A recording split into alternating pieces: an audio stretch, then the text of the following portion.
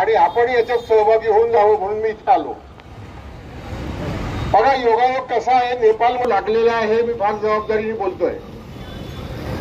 आजच धामणगाव आठवडा इथले एक शेतकरी काशीनाथजी यांचा सकाळी सकाळी मला फोन आला. ते म्हणाले विजू भाऊ, स्वामीनाथनजी आपल्या वायफळ गावात आले होते. तेव्हा त्यांच्यासमोर बोलताना मी असं म्हटलं होतं की शेतकऱ्यांची, गावकऱ्यांची, शेतमजुरांची अशीच उपेक्षा सुरू राहिली तर या देशात गावातले सगळे युवक नक्षलवादी होतील. आणि आता तशी परिस्थिती निर्माण झालेली आहे.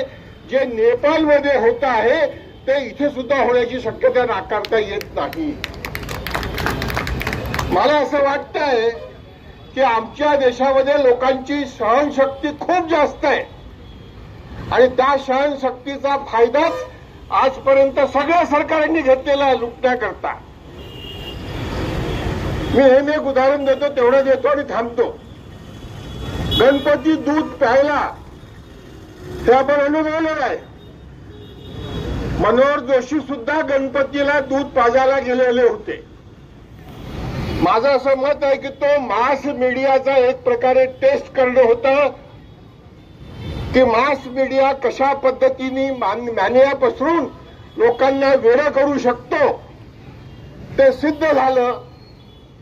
सगळ्या पुढाऱ्यांनी त्याचाच फायदा घेतला आणि नरेंद्र मोदी साहेबांनी तर त्या मास मीडियाचा इतका सुंदर फायदा घेतला की रोज खोटं बोलतात आणि तरी सगळ्यात जास्त लोकप्रिय. मला याचंच आश्चर्य वाटतं.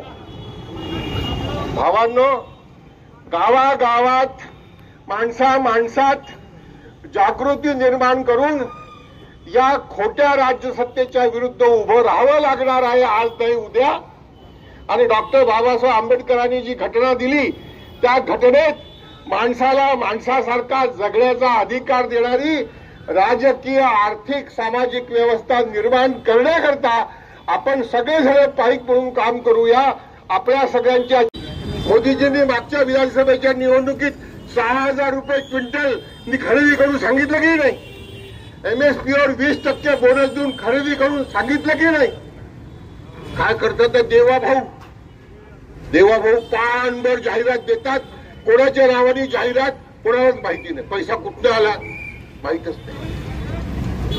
भाऊसाहेब, माझं असं म्हणणं आहे, जर आपली तयारी असेल तर वर्धा जिल्ह्यातल्या प्रत्येक गावातल्या कमीत कमी 10-15 भिंती आपण यांनी रंगवू की मोदीजी 6,000 रुपयांनी सोयाबीन विकत घेऊ म्हणून आश्वासन दिलं होतं. काय झालं या वचनाचं? एमएसपीवर 20% बोनस देऊन शेतमाल विकत घेऊ. कापसाला 8,110, 20% बोनस म्हणजे जवळपास 9,500 रुपये. या भावाने कापसाची खरेदी का नाही? काय झालं या वचनाचं? रघुकुल रीत सदा चली आई, प्राण जाई पर वचन न जाई. अशा भिंती रंगवू आणि जो पक्षाचा पुढारी गावात येईल त्याला याच्याबद्दल विचारू. विरोधी पक्षाचा असेल तर स्टॅम्प पेपरवर त्याच्याकडनं लिहून घेऊ. भाजपचा असेल तर स्टॅम्प पेपरवर लिहून घेऊ की आम्ही या मागणीला समर्थन करतो आहे. गावातला बोलका केलेला माणूस हाच यांचं उत्तर आहे. हे आपण करूया. हीच आपल्या सगळ्यांची जर्नी.